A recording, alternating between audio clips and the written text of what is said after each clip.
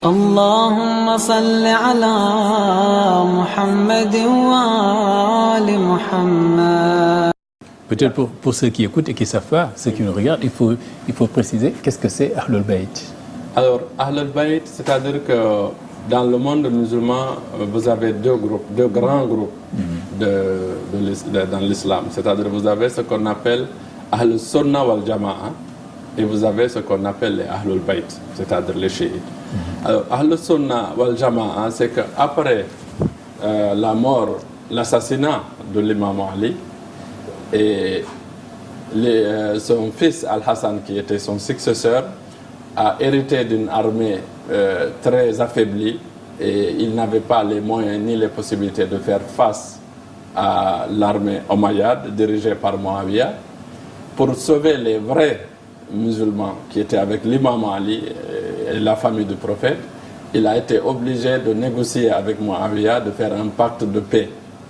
Et là, Muawiyah a dit, bon, maintenant, on réunit les deux. Donc, les Ahl Sunnah, qui sont les vrais chiites, et Wal Jama'a, et ceux qui étaient les partisans de Muawiyah. Et l'ensemble, on a appelé ça Ahl Sunnah Wal Jama'a. Mais en réalité, ceux qui étaient avec l'imam Hassan, et jusqu'à aujourd'hui, qui suivaient l'imam Al-Hassan et l'imam Ali, et les 12 imams de Ahlul Bayt, c'est ces gens-là qu'on appelle les chiites. Parce que le mot shia, ça veut dire partisan. Dans le Coran, Dieu parle, il dit wa inna min shi'atihi la Ibrahim. C'est-à-dire que même Abraham, notre prophète Ibrahim, faisait partie des partisans de notre prophète Mohammed, parce que notre prophète a été créé avant même Adam, son esprit et son roh. Et effectivement, donc, il était le premier des prophètes et le dernier des prophètes. Donc, le mot Shia est beaucoup utilisé dans le Coran pour désigner, à chaque fois qu'on parle d'adou, ennemi, on parle de Shia. Hada min shi'atihi wa hada min aduwi. Voilà, celui-là c'est son partisan, celui-là c'est son ennemi. Donc le Shia, le mot Shia signifie les partisans de Ahlul Bayt. Voilà.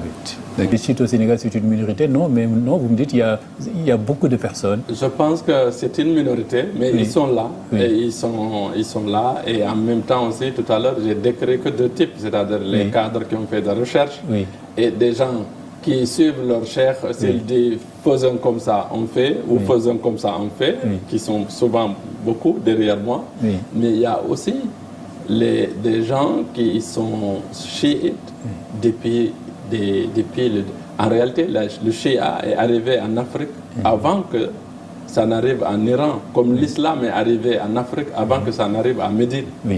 Donc, le shia est venu avec les Idrissites, avec l'arrivée des descendants du prophète en Afrique de l'Ouest. Donc, depuis lors, il y a des chiites un peu partout. Il y a des pays où les situations du pays fait qu'ils ne peuvent pas peut-être se manifester ou s'exprimer, mais ils sont restés chiites. Et ensuite, il y a ici au Sénégal aussi la communauté libanaise. Et aujourd'hui, on dit communauté libanaise, mais moi, j'aime pas trop cette appellation parce que je pense que c'est plus des Libanais, c'est des Sénégalais. Parce que c'est très difficile que vous rencontrez aujourd'hui un Libanais qui est venu lui-même du Liban. C'est tous les parents qui sont venus. Et ils sont nés ici, donc ils sont sénégalais. Donc ces gens-là aussi, ils sont chiites. اللهم صل على محمد وآل محمد.